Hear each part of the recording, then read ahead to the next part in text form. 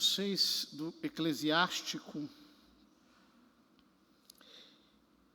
e Jesus ben Sirac diz: uma palavra amena multiplica os amigos e acalma os inimigos.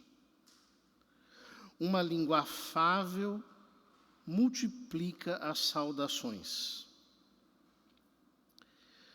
É o tema do domínio, não apenas da língua, mas da cólera, da raiva. O que acontece com um homem insensato? Ele se deixa levar pelo seu sentimento de indignação. E ao invés de ter uma palavra amena,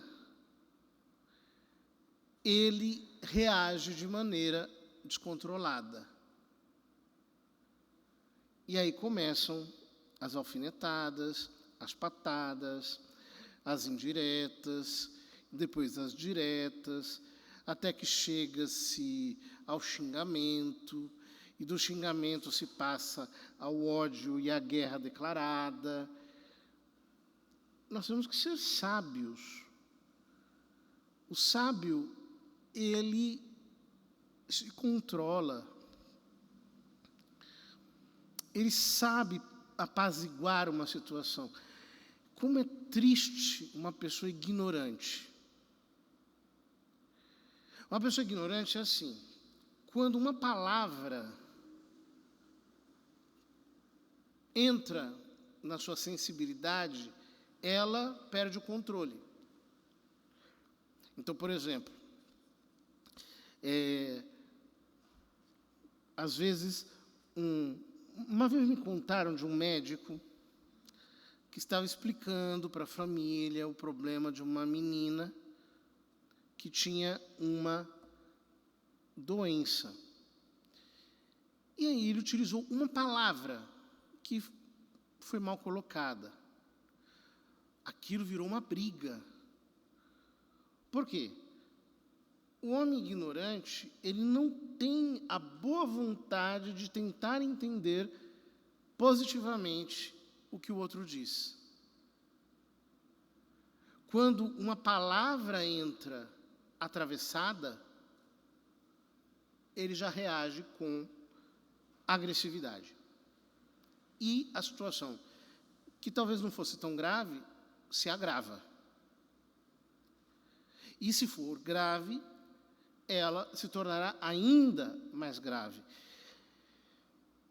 E nós deveríamos ser pessoas de paz, que jogam água na fervura, que procuram levar entendimento entre as pessoas e que são capazes de criar pontes e de ajudar a que as pessoas se entendam. Às vezes eu fico um pouco escandalizado com a capacidade que as pessoas têm de fazer o exato contrário disso. Então, por exemplo, elas vão destruir a fama de alguém propositalmente, intrometendo-se em situações que não são de sua conta. É horrível isso. Porque não é apenas fofoca. Ainda que o mexerico seja uma coisa horrorosa, mas é algo pior do que isso. Demonstra uma perversidade, uma atitude de querer, de fato, criar contenda aonde não existe. Então, o autor nos ensina a tomar muito cuidado com o que nós dizemos. Procuremos sempre acalmar os ânimos, sempre apaziguar as situações, sempre pacificar os conflitos, porque todos saem ganhando. Ele diz: sejam numerosos os que te saúdam, mas teus conselheiros, entre 1000. Isso é de uma sabedoria imorredora. E ele continua: se queres adquirir um amigo, adquire-o na provação. E não te apresses em confiar nele, porque há amigo de ocasião, que não persevera no dia da aflição. As pessoas se esquecem disso. Há amigo de ocasião. Então, quando você está bem, quando as coisas estão indo excelentemente, algumas pessoas se aproximarão. Nem sempre são oportunistas. Muitas vezes são apenas pessoas que, vendo-nos bem, são atraídas. São amigos de ocasião. Mas não são amigos verdadeiros. Porque os amigos verdadeiros, eles são amigos em todas as circunstâncias, mas especialmente na provação. Os jovens, por exemplo, não entendem isso. Eles acham que seus colegas de escola são amigos, que a sua turminha é feita de amigos. Eles precisam tomar muita rasteira, precisam ser muito desiludidos, passar por muitas decepções, para entender que a amizade é algo que se constrói com muita atenção. É difícil encontrar um amigo. Há amigo que passa para a inimizade e que revela as desavenças para te envergonhar.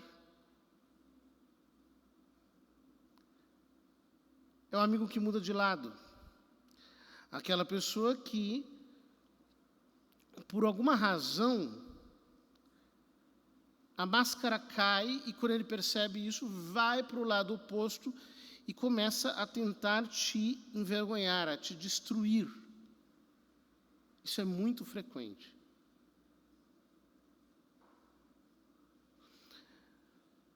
O número de pessoas que existem na sociedade com certos transtornos,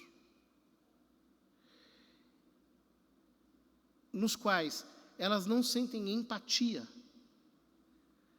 e, portanto, não têm nenhum sentimento de culpa e que passam do amor ao ódio em um instante, é muito grande.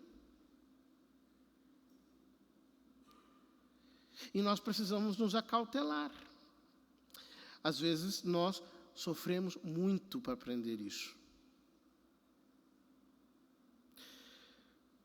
Há amigo que é companheiro de mesa e que não persevera no dia da necessidade. São os amigos de bar, são os amigos de diversões, que não são amigos verdadeiros. Quando fores bem-sucedido, ele será como teu igual, e sem cerimônia dará ordens a teus criados. Vão entrando. São aquelas pessoas que entram sem pedir licença, que se aproximam, vão chegando, daqui a pouco já estão dentro da sua casa, daqui a pouco já se sentem da família. Mas se fores humilhado, ele estará contra ti e se esconderá da tua presença. Nós somos humilhados não apenas pelas dificuldades que acontecem, mas pelos nossos próprios erros. Um amigo é alguém que é capaz de estar comigo mesmo quando eu erro, que é capaz de me compreender, é capaz de me dar o ombro para eu chorar, é capaz de olhar para mim e dizer: olha, tudo bem, você errou, mas eu te entendo. Você fez com uma boa intenção. Eu tentei te prevenir, mas não deu certo. Você estava muito cego. Tudo bem, vai passar, estamos juntos. Não existe amigo neutro. Aquele que você está numa luta com um crocodilo E aí ele diz, não, eu não vou me meter porque eu sou neutro. Bom, essa neutralidade é fingida, porque você vai ser devorado pelo crocodilo. É evidente. Ele só não faz uma torcida organizada para o crocodilo porque é hipócrita. Mas amigo mesmo não é neutro. Ele tem lado, e é o teu. Ele te defende. Ele te ajuda. Ele fica contente com as tuas conquistas. Ele quer o bem para você. Não é difícil perceber que alguém não quer o nosso bem.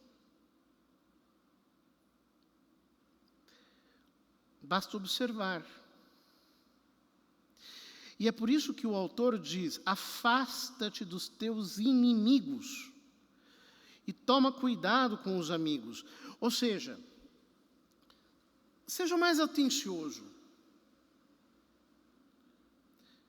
Se uma pessoa é próxima de você, ela chega com a colegagem de quem se faz de amigo, etc. Só que você vai percebendo nos detalhes que, na verdade, ele tem inveja de você, ele está disputando com você. Ele está te copiando para tentar entrar numa competição. Ou ele não quer te ajudar porque tem algo nele que faz com que ele não queira ser obscurecido pelo seu brilho. Então, ele tem que se manter distante, tem que estar numa posição opaca. E aí, quando você chega e diz alguma coisa boa que está acontecendo com você, por detrás de um sorriso amarelo você percebe o olhar de decepção. Ou quando você conta um sofrimento, por detrás da cara de seriedade você nota o sorriso dos olhos.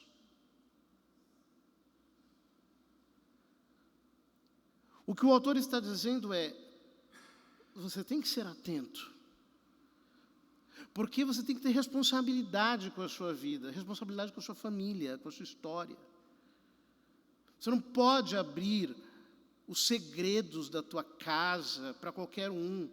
Você não pode ser alguém que sai por aí falando para a primeira pessoa que aparece aquilo que te acontece. Você tem que ter discernimento. Você tem que proteger a si e aos outros. Um amigo fiel é poderosa proteção. Quem o encontrou, encontrou um tesouro. Ou seja, é uma coisa muito rara. Você tem poucos amigos no mundo. Não tem muitos. Não existe isso. Alguém que vai se comprometer com a sua vida, que vai ser uma espécie de alter ego. Não, você não vai encontrar muitos, não. São pouquíssimos.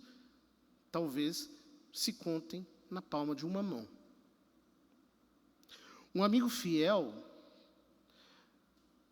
a ele não há nada que se compare. É um bem inestimável. Um amigo fiel é um bálsamo de vida. Claro. Porque um amigo fiel é alguém que você sabe que você pode dizer as piores coisas, que ele não vai mudar o olhar que ele tem por você. Ele vai te compreender. E por isso você abre a sua alma e sabe que não será julgado. Um amigo fiel é alguém que, se vê que você fez uma besteira e ele pode te ajudar a reparar, ele não vai poupar esforços. Ele vai comprar a tua causa como se fosse dele. E ele vai te dar alívio. Quem é que faz isso? Essas pessoas é que são amigas. Mas ele diz algo muito bonito e que nós devemos devemos conservar em nosso coração. Um amigo fiel é um bálsamo de vida, é um tesouro, é difícil de encontrar. Mas os que temem o Senhor vão encontrá-lo, é uma promessa. Se você respeita a Deus, se você tem reverência por Deus, se você é alguém que procura conhecer a vontade dEle, se você é alguém que sonda o Senhor para descobrir os seus ensinos, se você é alguém que busca a sabedoria, Deus vai semear verdadeiros amigos ao teu lado. É Ele quem faz isso. Quem teme o Senhor conduz bem a sua amizade. Como Ele é, tal será o seu amigo. De fato, é uma promessa que enche o nosso coração de esperança e que, ao mesmo tempo, nos coloca diante de um realismo radical. Amigos mesmos, nós encontraremos muito poucos, e por isso precisamos valorizá-los como o nosso maior tesouro. Que o Senhor nos conceda luz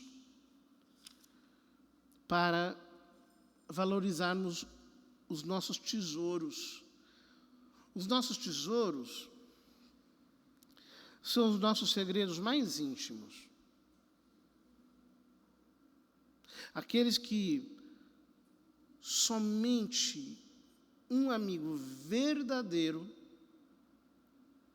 pode conhecer. No mais, amenidades, palavras amenas, palavras bondosas, atitude pacificadora, queremos bem a todos, não semeamos inimizade, não criamos guerra, não apostamos em nenhum tipo de contenda. Mas amigos mesmos são os poucos que Deus nos deu. Que nós tenhamos essa compreensão, queridos irmãos, então nós vamos começar a escutar apenas quem verdadeiramente quer o nosso bem e o bem da nossa casa. Sejam muitas as tuas saudações, mas o teu conselheiro, um entre 1000.